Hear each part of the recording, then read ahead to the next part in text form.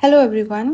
यूपीपीसीएससी 2026 में अभी सिर्फ 6 मंथ्स का ही टाइम बचा है और ये वो टाइम है जब हमें अपनी प्रिपरेशन को एकदम टॉप गियर पे ले जाना है और दूसरों से आगे निकलना है, एक्सेल करना है और ना सिर्फ आगे निकलना है बल्कि इस एग्ज़ाम को क्लियर भी करना है। मैंने खुद ये एग्ज़ाम 4 बार दिया है, जिसमें से मैं 2 बार क्वालिफाई नहीं कर पाई हूँ और 2 बार मैंने क्वालिफाई किया है 2024 में और 2025 में। मैं आज आपसे ये शेयर करने आई हूँ कि मैंने ऐसा क्या किया था अपने पहले 2 अटेम्प्ट्स में जो मैं इसको नहीं क्लियर कर पा रही थी और फिर मैंने अपने लेटेस्ट 2 अटेम्प्ट्स में क्या किया है जो मैंने इस एग्ज़ाम को क्लियर किया है। सबसे पहले तो मैं क्या करती थी कि passive reading of standard books ये आपको नहीं करनी है। Passive reading of standard books आपको नहीं करनी है। आपको जो भी स्टैंडर्ड बुक्स हैं या जो भी आपका सोर्स है उसको मैक्सिमम 2 बार रीड करना है। उसके बाद उसकी रीडिंग नहीं करनी है, पैसिव नहीं करनी है। मैं आगे बताऊंगी क्या करना है। Then running after current affairs, बहुत ज़्यादा करंट अफेयर्स के पीछे नहीं भागना है। करंट अफेयर्स पढ़ने हैं लेकिन बहुत ज़्यादा नहीं पढ़ना है। सिर्फ फैक्ट्स को रटना नहीं है करंट अफेयर्स से, क्योंकि एग्ज़ाम पैटर्न 24-25 में बदल चुका है। अब direct current affairs facts based नहीं आ रहे हैं, उनके साथ एक तो डबल स्टेटमेंट्स में आ रहे हैं, ट्रिपल स्टेटमेंट्स में आ रहे हैं। तो सिर्फ फैक्ट्स रटने से क्या चीज़ कब हुई थी नहीं होगा। Third, lack of concept clarity. वही कि हमें लगता है कि पीसीएस है तो फैक्ट्स पढ़ने हैं, लेकिन concept clarity is a must. तो कॉन्सेप्ट क्लैरिटी को अगर आप लैक करेंगे तो एग्ज़ाम नहीं होगा, स्पेशली पॉलिटी और ज्योग्राफी में। देन फॉलोइंग मास हिस्टीरिया। 1-2 महीने पहले यूट्यूब पे बाढ़ आ जाती है मैराथॉन्स की, 12 आवर मैराथन, 10 आवर मैराथन, जिसमें bundle of information you will get. लेकिन लास्ट टाइम पे हम क्या करते हैं कि जो हमने पूरा साल मेहनत की है उन नोट्स को छोड़ के उस मेहनत पे यकीन करने की बजाय हम इन मैराथन पे यकीन करते हैं। हमें लगता है कि फोमो होने लगता है कि इसको नहीं देखा बाकी सब देख रहे हैं तो नहीं होगा, लेकिन ऐसा नहीं करना है। अगर आपने मेहनत की है पूरे साल तो आपको उसी पे यकीन रखना है, इस सब को नहीं देखना है, बिल्कुल नहीं। देन रैंडम मॉक टेस्ट, कुछ भी मॉक टेस्ट उठाया उसको लगाने लग गए, फिर उसमें मार्क्स ज़्यादा आ रहे हैं तो बहुत खुश हो गए, मार्क्स कम आ रहे हैं तो दुखी हो गए। ये नहीं करना है।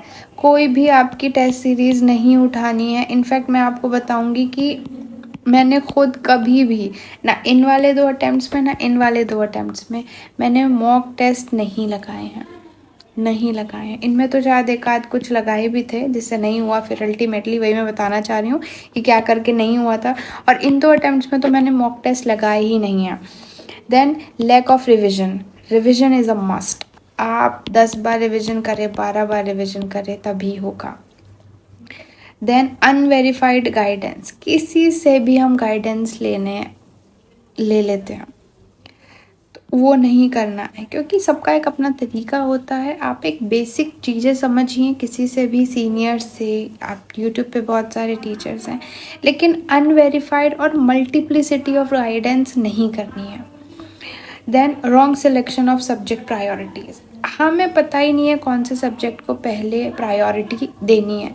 जैसे इकोनॉमिक्स बहुत पढ़ते रहते हैं यूपी के प्रीलिम्स में, लेकिन उसकी उतनी प्रायोरिटी नहीं है। बाकी बहुत सारे सब्जेक्ट्स हैं जो आपको पहले पढ़ने हैं। Then approach towards a particular subject, approach towards a particular subject बहुत मैटर करती है, क्योंकि कहीं पे कोई सब्जेक्ट ऐसा है जहाँ पे आपको कॉन्सेप्ट क्लैरिटी चाहिए, जो मैंने अभी बताया, और कोई सब्जेक्ट ऐसा है जहाँ पे आप बस मेमोराइज करें चीज़ों को।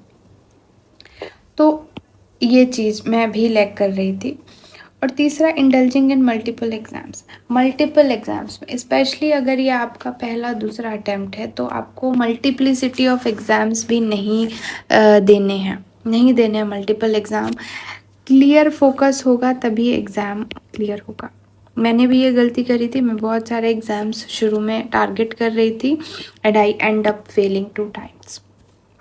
फिर मैंने क्या किया जो मेरा एग्ज़ाम क्लियर हुआ, सबसे पहले तो fix your sources and stick to them. No matter कोई क्या कह रहा है, नो मैटर कितनी कलरफुल बुक आ रही है मार्केट में, नो मैटर कितना वो कंसाइज करके दे रहे हैं या फिर उसको कितना भी प्रेजेंटेबल बना के दे रहे हैं, कुछ नहीं आपको डिस्ट्रैक्ट करना चाहिए from your fixed sources. You just have to stick to them. Then build concept through NCERT. Concept building is must. Concept building is must. और वो भी किसी और फैंसी सोर्स से नहीं करना है, only NCERTs. Then stop passive revision.